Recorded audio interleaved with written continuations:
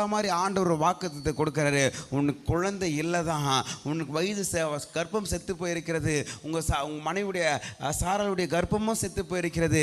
அப்போ தான் ஆண்டவர் வாக்குத்தத்தை கொடுத்து நிறைவேற்றுகிற தேவனாக இருக்கிறார். வேறு வழியே இல்லை, வேறு வாய்ப்புகளே இல்லை, வேறு கதவுகளே இல்லாத நேரத்தில் தான் ஆண்டவர் நம்ம வழிகளை திறந்து புதிய ஆசீர்வாதத்தை கொடுத்து தூக்குற தேவனாகவே இருக்கிறார், உயர்த்துகிற தேவனாகவே இருக்கிறார். நமக்கு எப்போ முடியலன்னு சொல்கிறோமோ அப்போ தான் ஆண்டவரால் முடியும். மீண்டும் சொல்கிறேன், எப்போ என்னால் முடியல ஆண்டவரே, நான் என்ன பண்ண போகிற தெரியல ஆண்டவரே, ஆண்டவர் சொல்கிறார் என்னால் முடியும். தேவனால் கூடாத காரியம் ஒன்றுமில்லை, உங்களால் கூடாத காரியம் என்னால் கூடும் என்று ஆண்டவர் சொல்லுகிறார். ஆண்டவர் சூழ்நிலைகளை மோசமாக இருக்கிறது, வேறு வழியே கிடையாது.